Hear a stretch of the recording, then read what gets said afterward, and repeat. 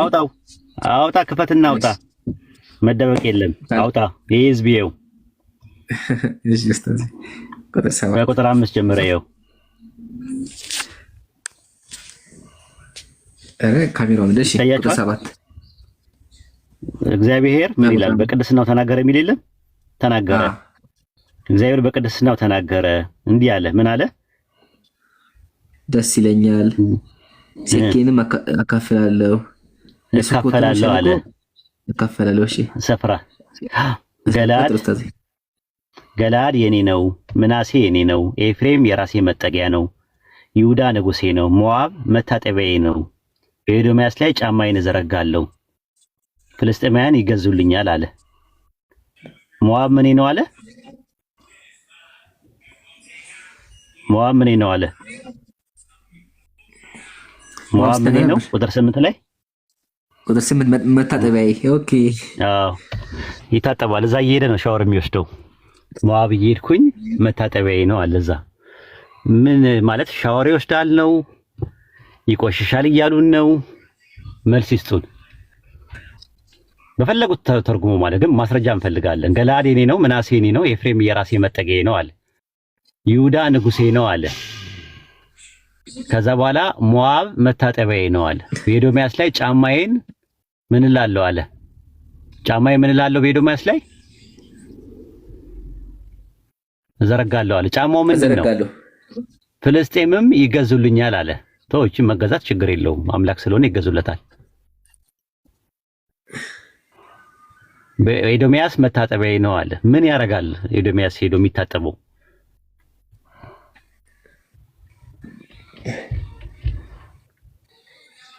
ሜታፎሪካል ናና ገባ ሜታፎሪካል መታጠቢያው ምንድነው ትርጉሙ ከዛ ጫማው ምንድነው ናና ነገረን ኪንግ እስቲ ነገረን እስቲ አንድ ሰው ይልቀቅለት ቦታ አንድ ሰው ቦታ ይልቀቅለትና እንስማ ና እስቲ ስለ ቁርአን ብትጠየቃት የምትመልስ አይመስልም አትመስልም ና ገባ ዊዝ ያው አንድ ቦታ ተከተለቆላችኋል ግቡ እስቲ እንስማችሁ ሜታፎሪካል ነው ካላችሁ ማራይ ሳይው ፍካራይ ነው ካላችሁ ፍካራይ ምን እንደሆነ ትነግሩናላችሁ በመረጃ ጫማውና መታጠቢያው ምን እንደሆነ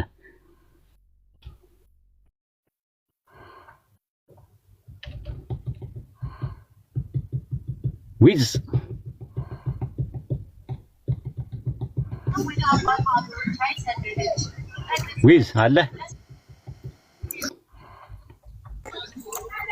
ሙስሊም ነህ ክርስቲያን ነህ እኔ ክርስቲያን ነኝ አዎ እሺ ጥያቄውን መልሰውና ወደ ቁርአን ትጠይቃለህ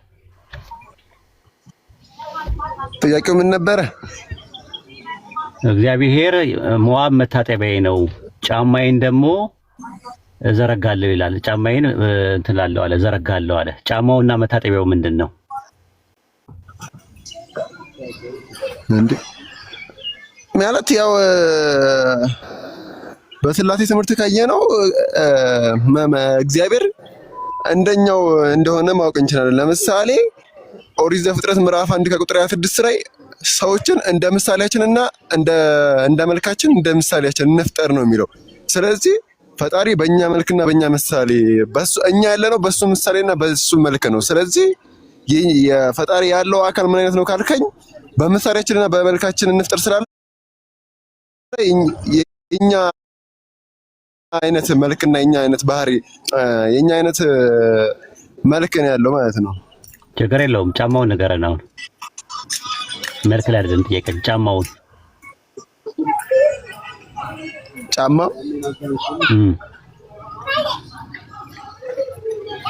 አይ ስለ ጫማው ምን ልንገር ስለ ጫማው ምን ልንገር ጫማ የሚለው ስንት ቁጥር ጫማ ነው ያለው ጫማ ማለት ሰማይና ምድር መረገጫው እንደሆነች ነው እንጂ የሚናገረው ስለ ጫማ ተጠቀሰ የመጽሐፍ ቅዱስ ክፍል ቦታ አለ ያወጣለት ይምራን አንዴ ያወጣለት ይርኮልክ ለክላሴ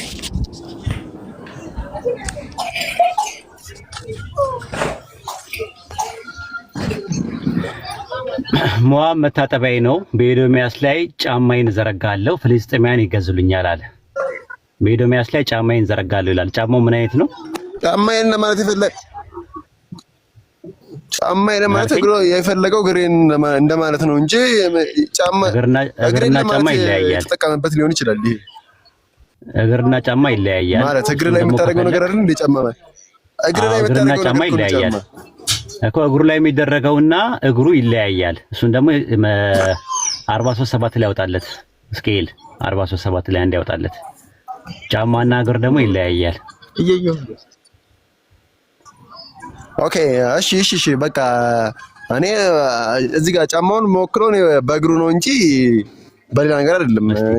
እንደነገርኩህ ደግሞ ጫማ ያርክ ይሄ የኛ ፍቅር ሳይሆን አንበበውስ በትልቁ አድርጉት። ያ ጀማ አይታየም እኮ ትልቅ ላይ አድርጉት፣ በትልቁ አድርጉት ይምራንን። ኦኬ ዳግመኛ የእስራኤል ነገስታት በጉልበታቸው ይልና እንዲህ አለኝ፣ አረ በትልቁ አድርጉት፣ አረ ተው አላህን ፍሩ አድሚኖች ተው። ግን እንዲህማ የሰው ልጅ ሆይ የእስራኤል ልጆች መካከል ለዘላለም የምቀመጥና የዙፋኔ ስፍራና የእግሬ ጫማ መረገጫ ይላል። አድሚኖች አሚር ልወጣ ነው፣ ከዚህ በላይ መታገስ አልችልም። እየረበሹ ነው ያሉት። ኡስታዝ ሁለት ሰው ሲነካው መሰለኝ። ሁለት ሰው አትንኩ ፕሊስ። አንድ ሰው ማንም አትንኩ፣ በቃ እኔ አደርጋለሁ። አትነካኩት። እሺ የእግሬ ጫማ መረገጫ ይላል። ስለዚህ እግሩ ጫማ አለው።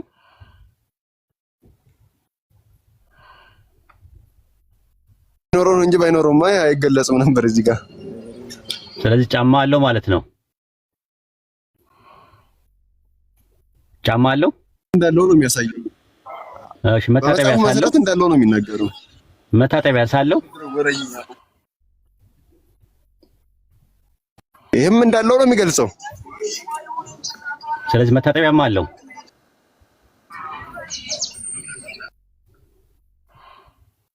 መታጠቢያም አለው። ይኸውልህ አሁን እኔ እዚህ ጋር በመጽሐፍ ቅዱስ የምታደናቆረኝ እኔ በቁርአን አንተ በመጽሐፍ ቅዱስ እንደምታደናቆረኝ እኔም በቁርአን አደናቆራለሁ ከፈለኩ። እሺ ችግር የለም ታደናቆረኛለህ፣ እሰጥሃለሁ ድሉን። መታጠቢያው ምንድን ነው?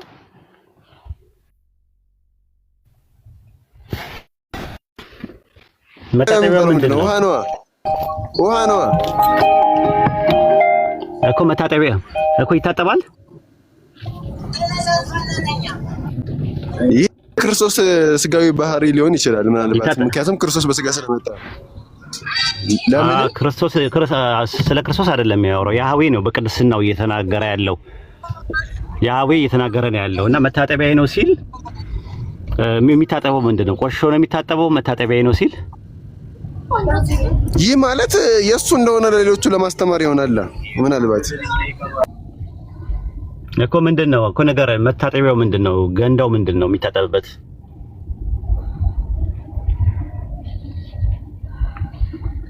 እውቀቱ የለኝም። ኦኬ እሺ ጥሩ። ቁርአን ላይ እስቲ አንድ ነገር አደናብረን ይምራን አለ።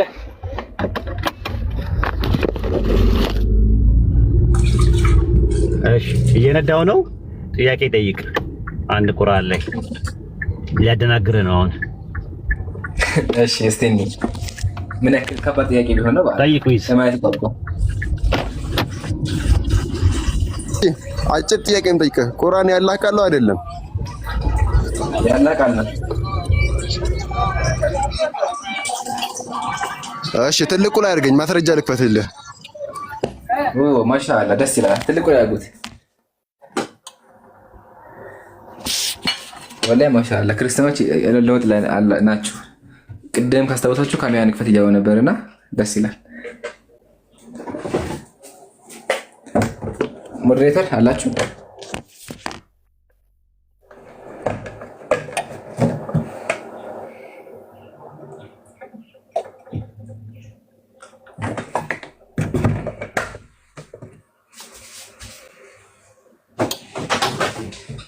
አሚን እንትን አድርግ ሞዴሬተር የሆነ ንገራቸው፣ አንድ ሰው ብቻ እንዲነካ። እንደዛ ካልሆነ ከባድ ነው የሚሆነው።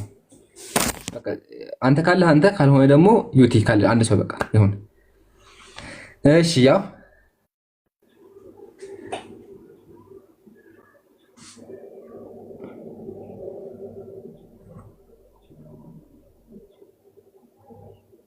ይታያል አይደለ?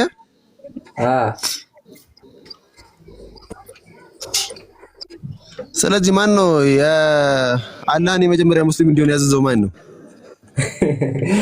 የቅድም ቁርአን ያላህ ቃል እንደሆነ ማስረጃ ልታቀርብ የነበረው ረሳኸው እንዴ? ማስረጃ ቀርባለህ ያልከው ቁርአን ያላህ ቃል አይደለም ብለህ ነው እንጂ ጥያቄ ምን ትስቃለህ?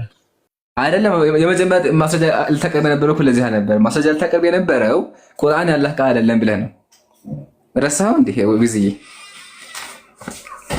ይኸው ሀሰት አደረገብህ እኮ ሀሰት አደረገብህ እኮ ያላህ ቃል ያልከውን እኮ ሀሰት አደረገብህ። እስቲ ክፈተውና ነው ያላህ ቃል አይደለም የሚለው። እስቲ ክፈተው እንዴ ነው ያላህ ቃል አይደለም የሚለው። ክፈተው። ያላህ ቃል አላልኩም እኮ ነው ያላህ ቃል ነው ብዬ ስጠይቅህ አዎ አልከኝ። ታዲያ ማነው እዚህ ጋር የመጀመሪያ ሙስሊም እንዲሆን አላህን ያዘዘው? እንደዛ በል በቃ ችግር የለውም። አይኔማ ያላህ ቃል አይደለም ብለህ ማስረጃ ተቀመሰ። ኤኒዌይ እዚህ ጋር አውሮት ዘመኔ ጊዜያዊ አንጻራዊ ነው። እሺ አንጻራዊ ማለት ነብዩ ሰለላሁ ዐለይሂ ወሰለም ከተላኩበት የመጀመሪያ ሙስሊም ናቸው። አንጻራዊ መጀመሪያ የሚባል ነገር አለ። ጥያቄው ይምራን ቆይ አልገባኝም። የሙስሊሞች መጀመሪያ ማን ናቸው አይደለም ጥያቄው። የሙስሊሞች መጀመሪያ እኔ ነኝ የሚለው ማን ነው ነው ጥያቄው። ኦኬ እና ገብቷል። ስለዚህ ቁርአን ያላ ንግግር ከሆነ የሙስሊሞች መጀመሪያ ነኝ እያለ የሚያወራው ማን ነው ነው ጥያቄው። እና በል የሚለውን ነገር አተናላለሁ በሙስተጢር ያለውን ቁል የሚለውን ነገር አያውቀውም።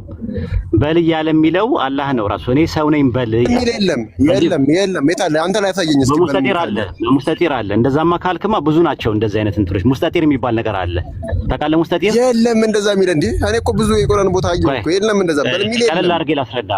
ኦኬ አረብኛ ትችላለህ? ዊዝ ትችላለህ? አረብኛ ትሞክራለህ? አልችልም። እሺ ከተበ ማለት ምን ማለት ነው? ከተበ ማለት ምን ማለት ነው?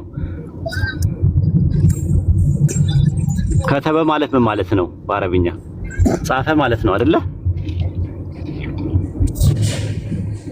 ከተበ ማለት በአረብኛ ምን ማለት ነው? አይዱ አለ ተጀመራለ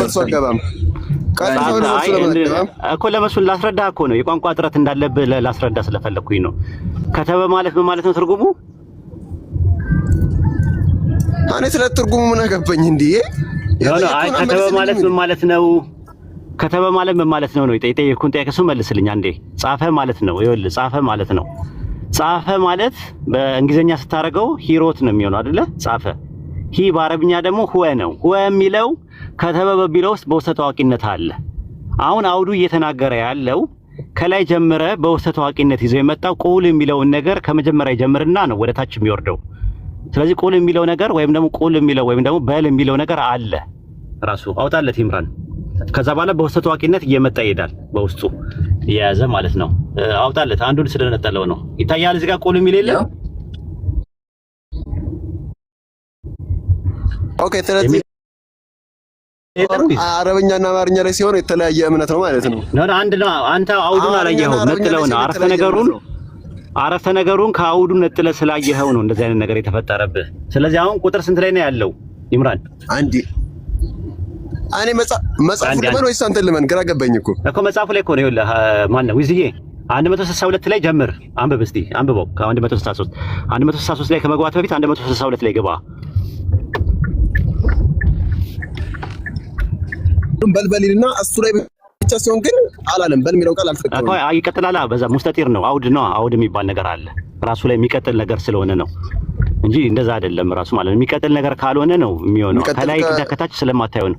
አዎ በውስጠ ታዋቂነት በል የሚለው ነገር አለ። ምክንያቱም በል እያለ ነው የሚጀምረው። ምን በል የሚለው ተው የውስጥ ታዋቂነት እዚህ ጋር ኖ አይ በል የሚለው ከላይ ጀምረህ ከ162 ጀምረህ አንዴ ተረጋጋሽ። ቆይ ዊዝዬ አንድ ተረጋጋ። ምን ሆነሃል? አሁን መልስ ስለተሰጠ እየተናደርክ ነው የሚመስለው። አሁን ደህና ነበርክ እስካሁን። አሁን 162 ላይ በል የሚለውን ይጀምርና እዛው ላይ ይቀጥላል። ምን ነው በል የተባለው? ምንድን ነው በል የተባለው? ዊዝ አለ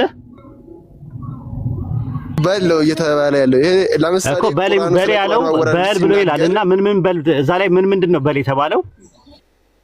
ንገረኛ። ይምራን ነጭ ነው አይታይም።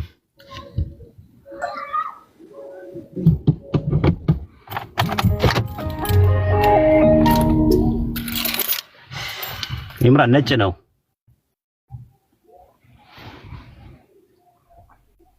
ይታያል።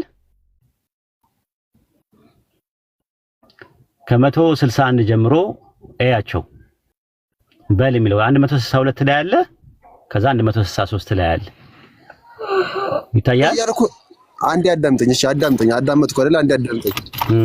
ይታየኛል በደንብ አድርገው። አሁን ደግሞ አዳምጠኝ እስኪ። እሺ። ስለዚህ 99 በመቶ በትክክል መጣና አንዷ ቦታ ላይ ሲሆን ብቻ በስህተት ምን አለ በውስጥ አዋቂነት ነው ትለኛለህ። እዛው ላይ ከ162 ላይ በል ያለው ሁለት ነገር ነው። ምንና ምንድን ነው? በል ያለው ሁለት ነገር ነው። ምንና ምንድን ነው በል ያለው?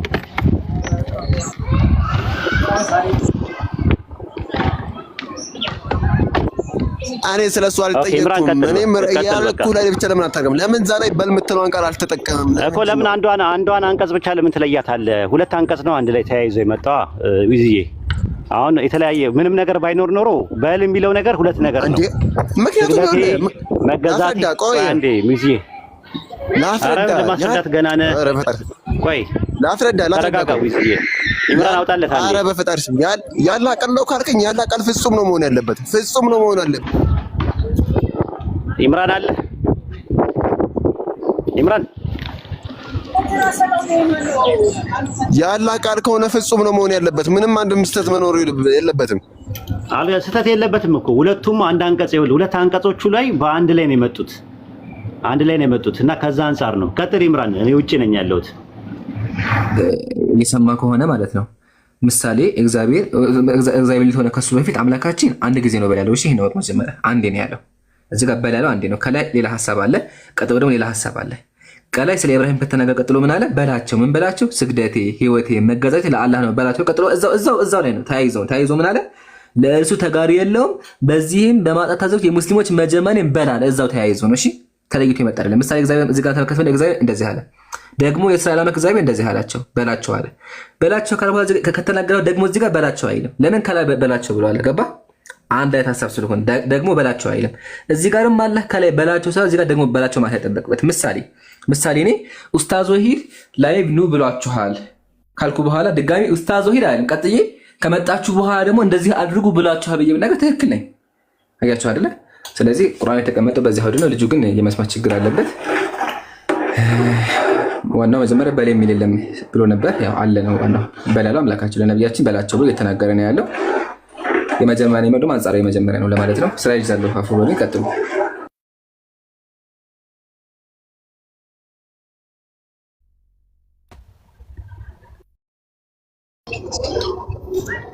እሺ ዴቪድ እንዴት ነህ? ሰላም ነው አሉ ብለኝ እስኪ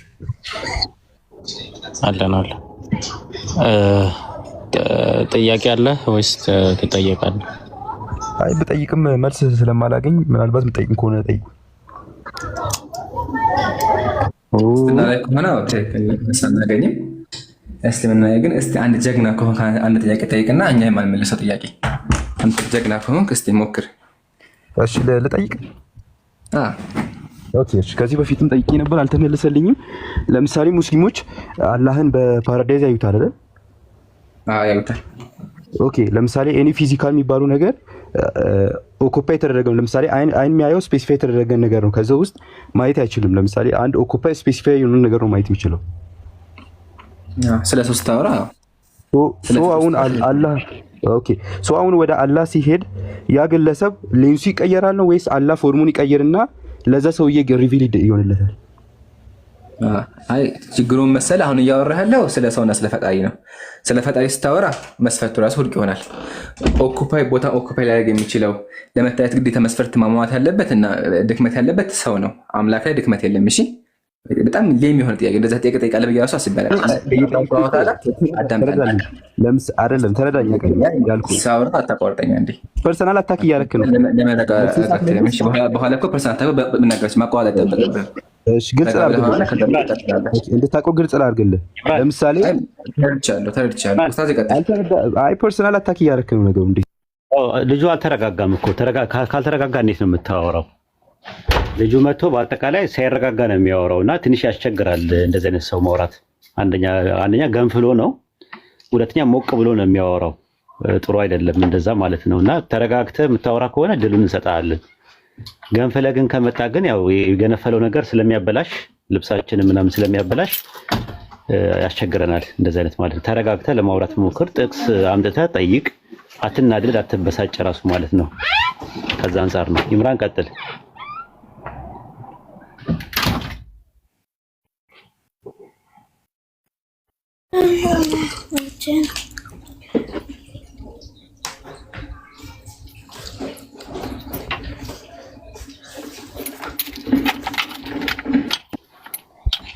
ምሳሌ አብ ይታያል መልቂያ ማለት ነው። ተንሳይታ አብ ይታያል።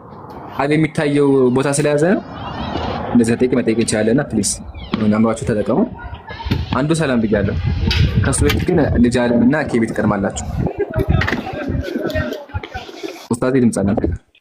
እሺ አይ ሞት አልኩት እኔ። እሺ አንዱ ወይም ኬቢ ጥያቄ አላችሁ? ሰላም እንዴት ናችሁ?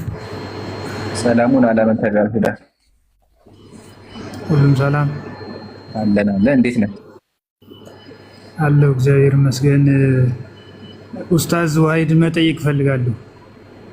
ይቻላል አለ ጠይቅ። ኡስታዝ ዋሂድ እሰማለሁ? ኡስታዝ ያለ ጥያቄህን አቅርብና ከዛ በኋላ ይመታጋዳ። ኡስታዝ ዋሂድ ክርስቲያን እንደነበረ አውቃለሁ። ትክክል ነኝ አይደል? ምንድነው ከክርስትና ሊያስወጣ የቻለው?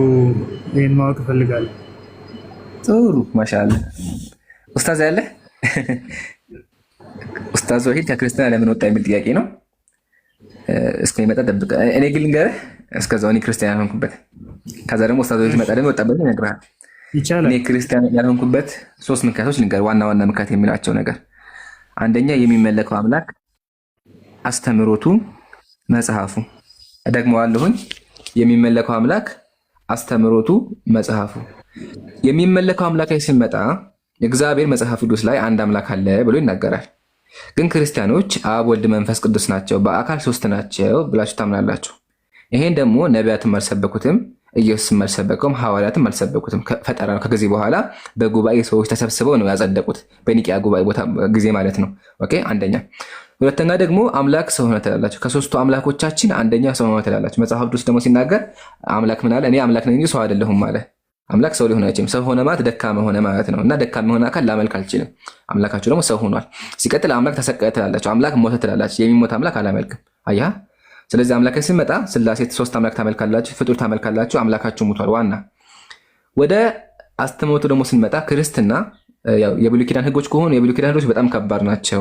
ሰዎች እንዲገደሉ ማለትም ዝሙት የሰራች ሴት፣ አንዲት የተደፈረች ሴት ባሏ እንዳያገባት በጣም መጥፎ ነገሮችን ያስተምራል ብሉይ ኪዳን ከሆነ። አዲስ ኪዳን ደግሞ ከሆነ መመሪያ የላቸውም። አዲስ ኪዳን ላይ ምንም መመሪያ የለውም። እምነቱ ራሱ መመሪያ የለውም። ለዛ ነው ክርስትና የምትወዛገቡት።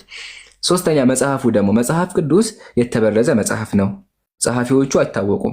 ጸሐፊው የማታወቀው መጽሐፍ እንዴት ብዬ እከተለዋለሁኝ? እኔ ማን ልበል? ከሃዲ ጻፈው ልበል? አማኝ ጻፈው? ማን ጻፈው? አላቅም። ስለዚህ የተጭበረበረ መጽሐፍ ልከተል አልችልም። ሲቀጥል መጽሐፉ ራሱ መጥፎ ነገሮችን ያስተምራል። አምላክን መዝሙረ ዳዊት ላይ እንደ ሰካራም ተነሳ ይለዋል። ትንቢተ ኢሳያስ ምዕራፍ 42 ላይ ደግሞ እንደ ርጉዝ ጮኸ ይለዋል። ትንቢተ ዳንኤል ላይ ደግሞ ትንቢተ ኤርሚያስ ላይ ደግሞ አንጀቱ ታወከ ይላል። የተለያዩ ቦታ ላይ አምላክ ደከመው። ምሳሌ ዘፍጥረት ላይ ደግሞ አምላክ ደከመውና አረፈ እና ተነፈሰ ነፈሽ እያለ ይናገራል። ተነፈሰ እያለ አምላክ ደካማ ነው ይላል። አምላክን ይሳደባል። ነቢያትን ያንቋሻል። ነቢያት ዝሙት ሰርተዋል፣ ኃጢአተኛ ናቸው ይላቸዋል። እና መጽሐፉ ራሱ እርስ በርሱ ይጋጫል። እንደዚህ እርስ በርስ የሚጋጭ መጽሐፍ 3 አምላክ የሚመለክበት እምነት ህግ የለበት እምነት ልገባ አልችልም። ይሄ ነው። ኡስታዙን አመጥቷል። ይቀጥሉ። ስልክ ገብቶብኝ ነበረ። ምንም ቀጥል ይምራል እንደጀመርከው። እኔ የፈለገው ከክርስትና ለምን ወጣህ የሚል ጥያቄ አቅርቦልህ ነው። እኔ ነው አለ። ማን ነው የጠየቀው? የትኛው ነው? አለው ኡስታዝ ይቅርታ። ኦርቶዶክስ ነህ? ካቶሊክ ነህ? ፕሮቴስታንት ነህ? የትኛውን ነው? ኦርቶዶክስ ነኝ። ኦርቶዶክስ 4 ምክንያቶች አሉኝ። አንደኛ የመጀመሪያ ባይብል ላይ ሳየው እና ቁርአን ላይ ሳየው የሚመለከው 1% እንደሆነ ይናገራል። ለምሳሌ ማቴዎስ 4:10 ላይ ለጌታ ለአምላክ ስገድ እርሱን ብቻ አምልክ ይላል። እርሱ ለሚለው ግሪክኛ የተጠቀመው ቃል አውቶ ነው። ስለዚህ አውቶ የሚለው ቃል ሲንጉላር ነው። ራሱ ሲንጉላር ፐርሰንን ነው የሚያመለክተው፣ ፕሮናውኑ ማለት ነው። ስለዚህ የሚመለከው 1% እንደሆነ ይናገራል። በክርስትና የሚመለከው ያለው 3 ፐርሰኖች ናቸው። አብ፣ ወልድ፣ መንፈስ ቅዱስ ናቸው። ባይብል ላይ ከዘፍጥረት እስከ ራዕየ ዮሐንስ ድረስ ከኔ በቀር ሌላ አምላክ የለም ብሎ የሚናገር አንድ ፐርሰን ነው ያለው። እኔ ብሎ የሚናገር ኤጎ ወይም ደግሞ አን ብሎ በዕብራይስጥ አንሁም ብሎ የሚጠቀመው አንድ ፐርሰን ነው ያለው። አንድ አምላክ የተባለው ኢየሱስን የላከ አንድ ፐርሰን እንደሆነ ባይብል ብሉይ ኪዳን ላይ 4 ጥቅሶች ላይ፣ አዲስ ኪዳን ላይ 16 ጥቅሶች ላይ ይናገራል። ስለዚህ እኔ አንድ ፐርሰን ብቻ ማምለክ ስለፈለኩኝ 3 ፐርሰኖችን ማምለክ ስላልፈለኩኝ ከዛ አንፃር አንደኛ ክርስትናን የለቀኩበት ዋናና ተቀዳሚ ምክንያት እሱ ነው። ሁለተኛ ሰውና ፍጡር ላለማምለክ ነው የወጣሁት። ሰውና ፍጡር ይመለካል። ምንድነው ሰውና ፍጡር ካልከኝ ድንግል ማርያም ማህፀን ውስጥ ሜካኒካል ፈንክሽን ኬሚካል ሪያክሽን ፊዚካል ኦፕሬሽን አድርጎ ፕሮሰስ አካሂዶ የመጣ ጽንስ አለ። ያ ጽንስ ሰው ነው። የሰው ማንነትም ምንነትም አለው። ስለዚህ ሰው አይመለክም ነው። አይ መለኮት ስላለበት ነው ይላሉ። ስለተዋህደው ነው። መለኮት ብቻውን ቢመለክ ኢየሱስ አምላክ ነው ብላችሁ ብታመልኩት ችግር የለብኝም። ነገር ግን ያ መለኮት ድንግል ማርያም ማህፀን ውስጥ የተፈጠረውን ፍጡር ከራሱ ጋር አንድ አድርጎ እያስመለከ ነው ያለው። ከኔ በቀር ሌላ አምላክ አታምልኩ እያለ ፈጣሪ እየተናገረ በጎን በኩል በአንድ ወቅት ድንግል ማርያም ማህፀን ውስጥ ፍጡር ፈጥሮ ሰው የሚባል ፈጥሮ ያ ፍጡር እንዲመለክ ካደረገ ጣዖት ነው የሚሆነው። ሁለተኛ ምክንያቴ ያ ነው። ሶስተኛው ምክንያቴ ደግሞ ምንድነው? ፈጣሪ መለኮት ነው። መለኮት ሁሉን ቻይ፣ ሁሉን አዋቂ፣ ሁሉን ሰሚ፣ ሁሉን ተመልካች ነው። ከአንድ አምላክ ውጪ እንደዚህ አይነት ባህሪ ያለው የለም። ነገር ግን በኦርቶዶክስ እና በካቶሊክ ለፍጡራን በሌሉበት ገብርኤል፣ ሚካኤል ምናምን እያላችሁ ትጠራላችሁ፣ ዱዓ ታደርጋላችሁ። በቁርአንና በሐዲስ ላይ ደግሞ ዱዓ ራሱ ኢባዳ ነው፣ አምልኮ ነው መጣራት በሌሉበት ማለት ነው። አይሰሙም። ሁሉ ነገር መስማት፣ ሁሉ ነገር ማወቅ፣ ሁሉ ነገር ማየት አይችሉም። እነዚህ ሰዎችን ስትለማመኑ ሽርክ ነው። ሶስተኛው ማለት ነው። አራተኛውና የመጨረሻው ደግሞ ዘጸአት ምዕራፍ 20 ቁጥር 4 እና 5 ላይ ማንኛውም የተቀረጸ ምስል አድርጋ አትስገድላቸው፣ አታምልካቸው ይላል። ማንኛውም በላይ በሰማይ በታች በምድር ያለ ይላል። በኦርቶዶክስና በካቶሊክ ደግሞ ሐውልትና የተቀረጸ ምስል የመስቀልም የምንም ቅርጻ ቅርጽ እያደረጉ ለዛ የአክብሮት ስግደት እያሉ የጸጋ ስግደት እያሉ ይሰግዳሉ። ያ ነገር ስህተት ነው። ከዛ ከአራት ነገር አንጻር ነው። ቶ የሚለው የመስቀል ምልክት ግብፃውያን ውስጥ እንደገና ደግሞ የግሪክ ውስጥ እነ ተሙዝ እነ ባቢሎን ውስጥ የነበረ ምልክት በኋላ ላይ ኢየሱስ የተሰቀለበት ነው እየተባለ አሁን ላይ የአክብሮት ስግደት ይሰገዳል። ምስጋና ይገባዋል። ኢየሱስ የተሰቀለበት መስቀል ምስጋና ይገባዋል ይላል። መስቀል እንደምትመለከተው እንጨት ነው በእንትኑ ማለት ነው። እንጨት ደግሞ አይሰማም፣ አይለማም፣ አይናገርም፣ አይጋገርም ማለት ነው። እነዚህ አራት ምክንያቶች ያው ከክርስትና እንደወጣ ሊያደርጉኝ የቻሉት እነዚህ አራት ምክንያቶች ናቸው ማለት ነው። እንዲሁ ሌላው ትምህርት እንዲሆን ነው። ልጅ ወጥቷል፣ ችግር የለውም። እኔ መሳል ይምራን ቀጥል ከለውስታችሁ ሁሉ ሰው የሚማሩበት ነው። ልጅ አለ ላይ ልጅ አለ ወስታስ ቀጥል ጨምርበት። ሪከርድ የተደረገ ስለሆነ አይ በቃ አራቱ ካወቁ በቂ ነው ያለው። አይ እየነዳውም ስለሆነ አውራት አልችልም። አራቱ ካወቁ በቂ ነው ያለው። አይ እየነዳውም ስለሆነ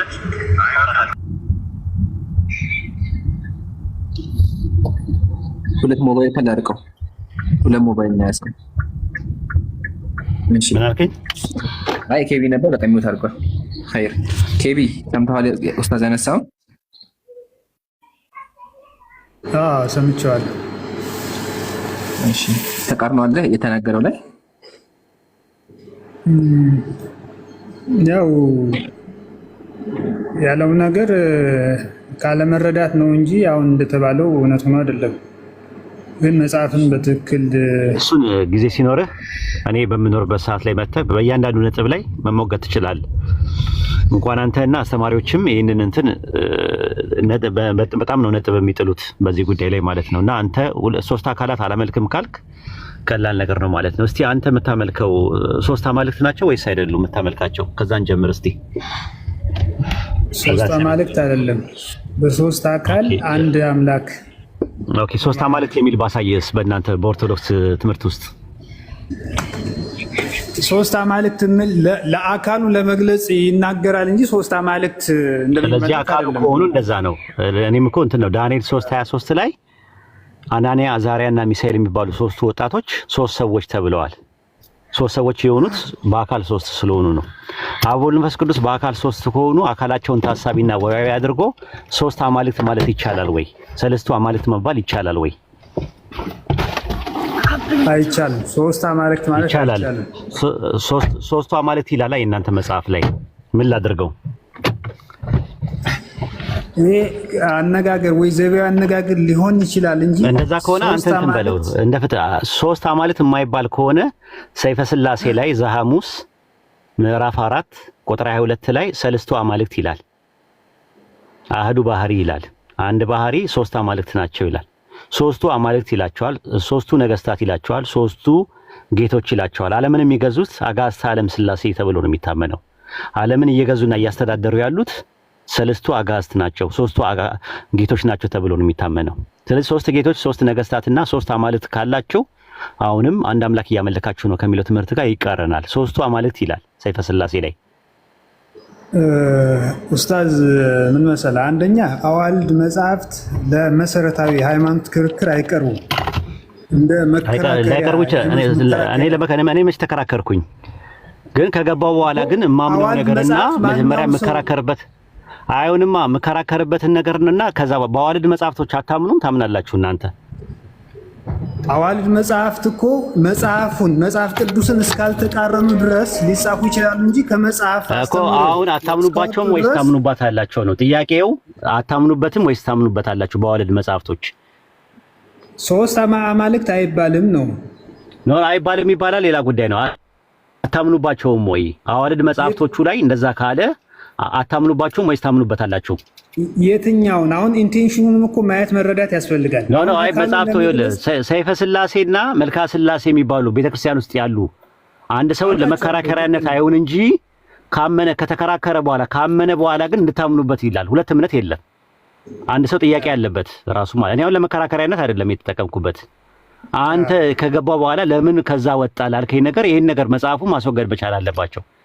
ሰለስቱ አማልክት እየተባለ ሶስት አማልክት እያልኩኝ ማመልክበት ነገር የለም። በቀላሉ ላድርግልህ። ዘፍጥረት 35:7 ላይ ኤሎሂም ለያዕቆብ ተገለጡለት ይላል። ኤሎሂም ለያዕቆብ ተገለጡለት የሚለው ማንን ነው የሚያመለክተው? ከሁለት አካል በላይ እንደሆነ ያመለክታል። ስለዚህ አማልክት ለያዕቆብ ተገለጡለት ይላል። አማልክት የተባሉት እነማን ናቸው? ሥላሴ ናቸው። ኦኬ፣ ሥላሴ አማልክት ናቸው ማለት ነው አይደለም? አማልክት ናቸው እኮ አማልክት ይላል። አማልክት ይላል። ኤሎሂም ለያዕቆብ ተገለጡለት ይላል። ስለዚህ ኤሎሂም ማለት አማልክት ከሆነ አማልክት ተገለጡለት ማለት ነው። አማልክት የተባሉት እነማን ናቸው?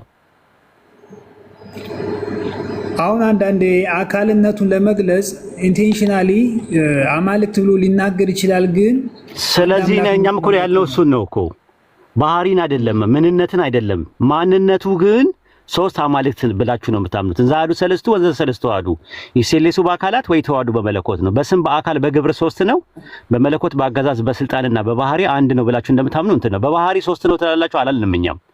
ጥያቄ የሚነሳው ግን ሶስት አማልክት ስላላችሁ እንዛዱ ሰለስቱ ወዘ ሰለስቱ አሐዱ አንድ ሲሆኑ ሶስት ናቸው። በቃ ስለዚህ በስም በአካል በግብር ሶስት ስለሆኑ አምላክ በስም በአካል በግብር ሶስት ነው፣ በመለኮት በአገዛዝ በስልጣን በባህሪ አንድ ነው ብላችሁ ታምናላችሁ። እኛ ጥያቄያችን ያለው አምላክ በአካል ሶስት ነው ብላችሁ የምታምኑት ነገር ልክ አይደለም። አማልክት ለምን ትላላችሁ ነው። አማልክት የሚለው አካልን ታሳቢና ዋቢ ያደረገ ነው። እኛም እንስማማለን የምትሉት ማትሉትን አንልም። ነገር ግን አማልክት እያላችሁ ነው። ሥላሴ አማልክት ናቸው እያላችሁ ነው ያለን ነው። ኤሎሂም ማለት አማልክት ከሆነ አማልክት ነው። ዘፍጥረት 1:1 ላይ በረሺ ባራ ኤሎሂም ኤታ ሸማይም በኤታ አሬስ ይላል። በመጀመሪያ ኤሎሂም ሰማይና ምድርን ፈጠረ ይላል። ኤሎሂም ማለት አማልክት ማለት ከሆነ አማልክት ሥላሴን የሚያሳይ ከሆነ ሥላሴ አማልክት ናቸው ወይስ አይደለም ስትባሉ አይደለም ለምን ትሉናላችሁ? ለኛ ነው ወይስ ለእንትን ብቻ ነው የምትጠቀሙት? ይሄ ነው የኛ አካልነትን ለመግለጽ የተጠቀሙት ቃል እንጂ ሶስት ሲባል ሶስት አማልክት ኑሮ አይደለም ነው እኮ። አማልክት የተባለው አካልን ታሳቢና ዋቢ በማድረግ ሶስት አማልክት ነው የምታመልኩት። ሶስት አካላቶቹ አምላክ ስለሆኑ ሶስት አማልክት ይባላሉ። ሰለስቱ አማልክት ሰለስቱ አጋዕዝት ሶስት አማልክት እኮ አይልም ኡስታዝ እኮ አላችሁ እኮ ሥላሴ አማልክት ናቸው እኮ አልክ እኮ። ዘፍጥረት 35:7 ላይ አማልክት ለያዕቆብ ተገለጡለት ይላል። አማልክት የተባሉት ሥላሴ ናቸው ካላችሁ ስለዚህ እነዛ ሥላሴዎች በአጠቃላይ ሥላሴ አማልክት ናቸው ማለት ነው። ይሄ ነው ፖይንታችን ያለው። ከአካል አንጻር አማልክት ናቸው ሥላሴ። አብርሃም ቤት የገቡት ሶስቱ ሰዎች ሶስቱ ጌቶች ተብለዋል። ሶስት ጌቶች ናቸው፣ ሶስት ነገስታት ናቸው፣ ሶስት ልዑላን ናቸው፣ ሶስት ጸባዖት ናቸው። ራሱ ስሉስ ጸባዖት ይላል። ሶስት እግዚአብሔርም እኮ ይላል። ስሉስ እግዚአብሔር ይላል አባ ጊዮርጊስ ዘጋስጫ ላይ ስሉስ እግዚአብሔር ይላል። ራሱ ሶስት እግዚአብሔር ይላል። አዎ በትክክል ስሉስ እግዚአብሔር ማለት በአካል በስም በግብር ስሉስ ነው። ኖ ስሉስ እግዚአብሔር ማለት በማለት ነው። በአማርኛ አድርግልን እስቲ። ስሉስ እግዚአብሔር ማለት በአማርኛ አድርገው። ሶስትነቱን የሚገልጽ ነው። በሶስት አይደለም ስሉስ እግዚአብሔር የሚለውን በአማርኛ ተርጉምልኝ ነው ያልኩ። ሶስት አካል ያለው አንድ እግዚአብሔር ማለት ነው። ስሉስ እግዚአብሔር የሚለውን በአማርኛ አድርግልኝ አንዴ። ስሉስ እግዚአብሔር ማለት ሶስት አካል ያለው አንድ እግዚአብሔር ማለት አይደለም። የተጠየቀውን መልስልኝ። ስሉስ እግዚአብሔር የሚለውን አባ ጊዮርጊስ ዘጋስጫ ላይ በአማርኛ ንገረኝ። ስሉስ እግዚአብሔር ማለት ስሉስ ማለት ምንድን ነው? ሶስት ነው አይደል? ሶስት ማለት ነው። ሶስት ማለት ነው። ስለዚህ በአማርኛ ንገረኝ። ስሉስ እግዚአብሔር የሚለውን ሲተረጎም አይደለም። ስሉስ እግዚአብሔር የሚለውን በአማርኛ ንገረኝ። ስሉስ ቅዱስ ማለት ምን ማለት ነው? እሺ ንገረኝ። ስሉስ ቅዱስ ማለት ልዩ ሶስትነት ማለት ነው። አይደለም። ልዩ የሚል ነገር የለውም። ስሉስ ቅዱስ ማለት ምን ማለት ነው?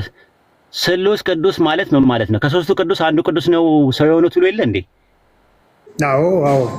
ስለዚህ አሁን ስሉስ ቅዱስ ማለት ሶስት ቅዱስ ማለት ከሆነ ስሉስ እግዚአብሔር ማለት ስሉስ እግዚአብሔር ማለት ምን ማለት ነው? ንገረኝ። ልዩ ሶስትነት ነው ሲፈታ አይደለም። ልዩ የሚል ነገር የለውም ግዕዙ ላይ። ልዩ ለሚለው ቃል በግዕዝ ልዩ ምንድን ነው ቃሉ? ሶስት እግዚአብሔር ይላል። አዎ ስሉስ እግዚአብሔር ይላል። ይላል ስሉስ እግዚአብሔር አይልም ይላል። አምጣውና አሳየኝ። ልዩ ሶስትነት ኢምራን ክፈትለት። ስሉስ እግዚአብሔር አይልም። ስሉስ እግዚአብሔር አይልም አላልኩም። ሶስት እግዚአብሔር አይልም። በቃ ስለዚህ አሁን ይኸውልህ ልዩ ለሚለው ነገር በግዕዝ ልዩ ምንድን ነው? ልዩ ማለት አካል ልክ ሶስት ስንል የጠየኩት ጥያቄ ስሉስ ማለት ሶስት ማለት ነው። ልዩ ለሚለው ቃል የግዕዝ ቃል ምንድን ነው የሚጠየኩ? ልዩ ቅዱስ የሚለውን ልዩ ለሚለው የጠየኩት ጥያቄ ልዩ የሚለው በግዕዝ ምን ይባላል ነው የጠየኩት። ልዩ የሚለው የት አለ? አንድ ቃል አንድ ትርጉም ብቻ ነው እንዴ ያለው? የጠየኩት ጥያቄ እንግዲህ ዝም ብሎ በደረቅ እንትኑ ማለቱ አስቸጋሪ ነው። አሁን የጠየኩትን ጥያቄ እየመለስክ አይደለህም። ልዩ ለሚለው ቃል አንድ ቃል ልዩ ስንት አይነት ትርጉም እንዳለው አንተም ራሱ ታውቃለህ። ስለዚህ የቃላት ጨዋታ ባናደርገው ጥሩ ነው። ኬቢ ሰለስቱ አጋስት ይባላል አይባሉም? ቀለል እናድርገውና ሰለስቱ አጋስት ይባላል። ልዩ አሁን የጠየቁት ጥያቄ ምን መሰለህ? አንደኛ ቆሮንቶስ ምዕራፍ 12 ቁጥር 3 ላይ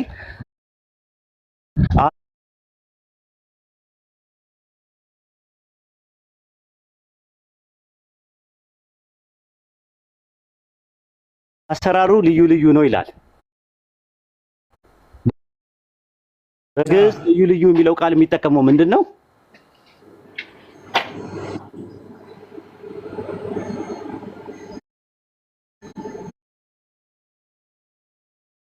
ልዩ የሚል ነገር የለም ነው ዋናው ነገር። ኢምራን ቀጥሉ። በቃ እኔ ልወጣ ነው እንዳሉ ነው የሚናገረው መጽሐፎቻችሁ። መጽሐፈ ዚቅ ላይ ኢምራን ካለ ጊዜ ካለ አሳየው እሱን ነገሮች ማየት ይቻላል። ጌቶች አሉ ካለ እኮ በቃ ምን ቀረ? አሁን እግዚአብሔር የሚሆን ነው ከፈለክ አውጥተን እናሳይሃለን። አሁን ኬቢ ሶስት እግዚአብሔር እንዳለ ምናምን ሶስት እግዚአብሔር የለም። የአካል ሶስትነት በአንድ እግዚአብሔር ሶስት አካል አለ። ግን እግዚአብሔር ነው ቃል ተወለቀ ወይ እግዚአብሔር የምትሆን ቃል ተውና ሶስት ጌቶች አሉ ይሉ ሶስት ጌቶች አሉ ይሉ ሶስት ጌቶች ማለት ለአካሉ ሲቀጽለው ነው እንጂ ሶስት እኔ አሉ ይሉ በአካል ሶስት ጌቶች አሉ ይሉ በአካል ሶስት አካል አለ እያልኩ ነው። በቃ ጌቶች ሶስት አካል ያላቸው ጌቶች አሉ ይሉ ሶስት ጌቶች ማለት አሁን እኮ ይኸውልህ ኦርቶዶክሳዊ ማለት አይደለም ያልኩህ እኔ ማለት ነው። ቆይ አንዴ እሱን ታሳደኛለህ። አሁን ጥያቄ በአካል ሶስት ጌቶች አሉ ይሉ በአካል ሶስት ጌቶች አሉ እያልኩ ነው። በቃ አመሰግናለሁ። እሺ ዘጋ። ጌቶቹ እግዚአብሔር ናቸው አይደሉም? እግዚአብሔርነት አንድ ነው። አምላክነት አይደሉም? የጋራ ባህሪ እንጂ የየግል አይደለም። ሶስቱ እግዚአብሔር ናቸው አይደሉም? አብ እግዚአብሔር ነው አይደለም?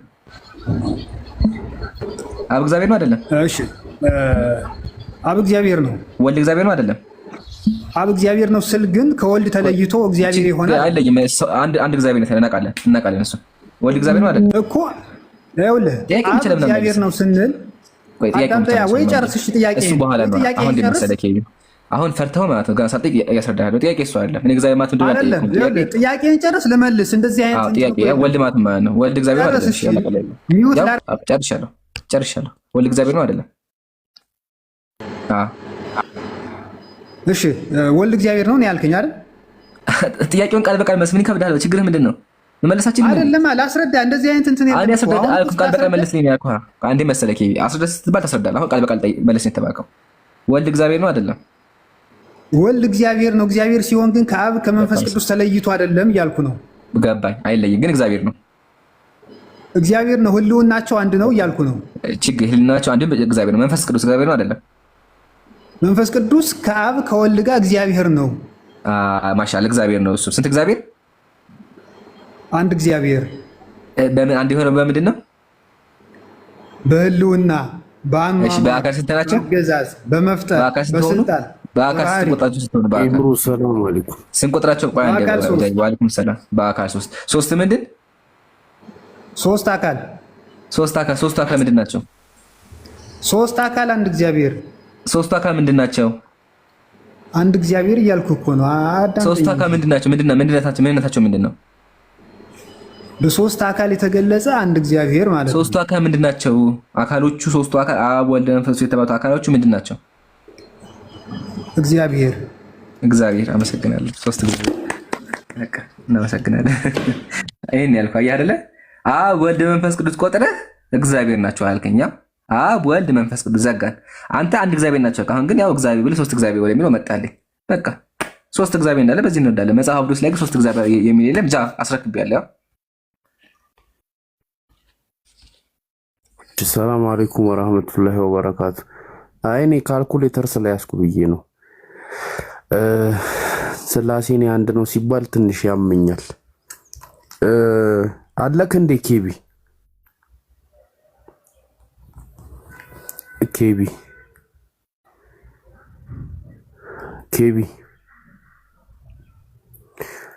ለኔ ሲሆንማ አትኖርም። እኔ ምን እንዳደረግኩ እያወራ ከሆነ ሚዩት ነው። ኬቢ ሚዩት ላይ ነበርኩ እያወራሁ መስሎኝ ነበር። እንዴት ነህ? አለው ጃቢሩ። ስንት እግዚአብሔር ነው ያለው? አንድ እግዚአብሔር። እግዚአብሔር ልጅ አለው? አለው። አባትስ? አሁን እግዚአብሔር ልጅ አለው ስትል የትኛው አካል ወደሚለው ያመጣናል። እግዚአብሔር ስለ አካል ሳይሆን ስለ እግዚአብሔር ነው የጠየቅኩት። ስለ እግዚአብሔር እኮ እግዚአብሔር ማለት የአንድነት ስም ነው፣ የወል ስም ነው ማለት ነው። ኦኬ አብ እግዚአብሔር አይደለም እኮ አብ እግዚአብሔር ነው ሲባል ግን ከወልድና ከመንፈስ ቅዱስ ተለይቶ አይደለም። ወይም ደግሞ አብ እግዚአብሔር ሲሆን ከወልድና ከመንፈስ ቅዱስ ተለይቶበት ይኖር። ለምሳሌ ሶስት ሰዎች ብታመጣ ሶስት አንደኛው ከሌላኛው ቀድሞ የነበረ ሊሆን ይችላል። ገብቶኛል። አብ በእግዚአብሔርነቱ ከወልድና ከመንፈስ ቅዱስ አይነጠልም? ኦኬ አብ በእግዚአብሔርነቱ ልጅ አለው? አለው። ኦኬ ስለዚህ አብ በእግዚአብሔርነቱ ልጅ ሲኖረው ከወልድና ከመንፈስ ቅዱስ ጋር ተነጥሎ ነው ሳይነጠል? ሳይነጠል ነው። ኦኬ ስለዚህ እግዚአብሔር ላይ ከአብ እግዚአብሔር ላይ በእግዚአብሔርነቱ ልጅ ሲኖረው ልጅ ያለው የወልድም የመንፈስ ቅዱስም ነው ማለት ነው? አይደለም። አብ የወልድ ወላዲው ነው፣ የመንፈስ ቅዱስ አስራጺው ነው። የጠየኩህ የጠየኩህ ምን መሰለህ? አብ በእግዚአብሔርነቱ ልጅ አለው አልከኝ። አብ በእግዚአብሔርነቱ ልጅ ካለው አባትነቱ ከወልድና ከመንፈስ ቅዱስ ሳይነጠል ነው?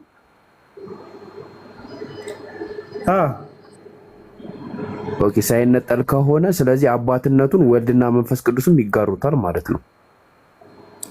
አባትነቱ ለአብ ብቻ ነው እንጂ ለመንፈስ ቅዱስ አይደለም እኮ። ነጠልኳ እዚህ ጋር አይደለም። መንፈስ ቅዱስ ደግሞ ለአብና ለወልድ ህይወታቸው ነው እኮ። ነጣጠልኳ። አሁን ቅድም አይለያዩም አልከኝ፣ አሁን ግን ነጣጠልካቸው። መች ነጣጠልኩት? ህይወታቸው ያለ መንፈስ ቅዱስ ሕያዋን መሆን አይችሉም። አብ በእግዚአብሔርነቱ አባት ነው አይደለ? አብ በእግዚአብሔርነቱ ኦኬ። ስለዚህ በእግዚአብሔርነቱ አባት ከሆነ መንፈስ ቅዱስና ወልድስ በእግዚአብሔርነታቸው አብ ናቸው? አባት ናቸው አይደለም? ወልድ አብ መሆን አይችልም፣ መንፈስ ቅዱስም አብ መሆን አይችልም። በእግዚአብሔርነታቸው በመለኮት እኮ አሁን ለምሳሌ አብ በመለኮትነቱ አባት ነው አይደለ? ወልድስ? ወልድ ልጅ ነው እኮ እንደ አብ አባት ነው።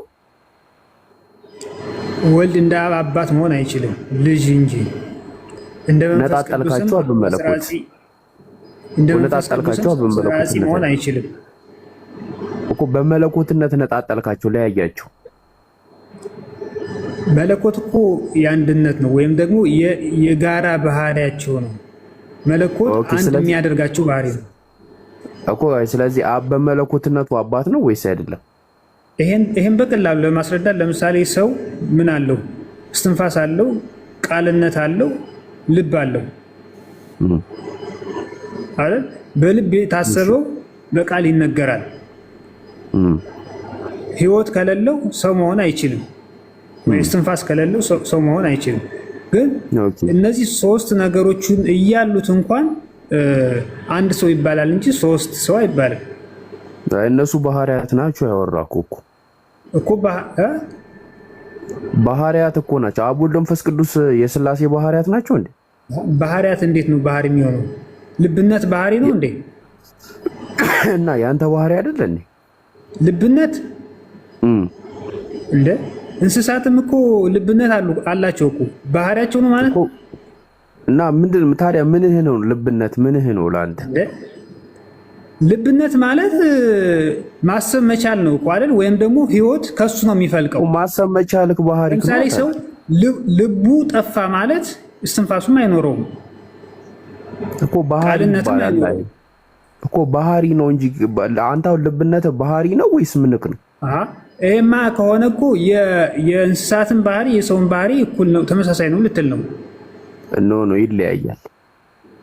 እንደዛ አልክ እንጂ አይ እኔ አላልኩም።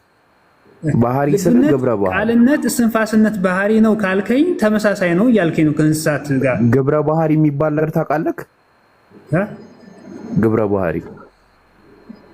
ግብረ ባህሪ ምንድን ነው? አላውቅም። ግብረ ባህሪ ማለት ወይ ደግሞ አትሪቢዩት ምንድን ነው?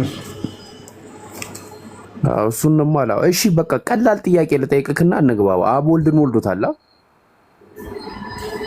ወልዶታል። ምኑን ነው የወለደው? አናቅም። ይሄ እኮ መለኮትን እንዴት ነው አንተ በሰውነት መመርመር የምችለው? መለኮትንማ ከመረመርክ አንተን ፈጣሪ ነህ ማለት እኮ ነው። ባህሪውን ካወቅህ እኔ ምኑን እንደወለደው አውቃለሁ። መጽሐፍ ቅዱስ መውለዱን ልጅ መሆኑን ይነግረናል እንጂ ምኑን እንደወለደ አይነግርም። ስለዚህ የተጻፈልን እንጂ ባልተጻፈን ላይ እንመራመር ብለን እኔ አውቃለሁ ምኑን እንደወለደው አውቃለሁ። ምኑን ነው የወለደው? እስኪ ንገረኝ። እሺ ታወቅማ። አምላክነቱን ነው የወለደው። አምላክነት ይወለዳል እንዴ?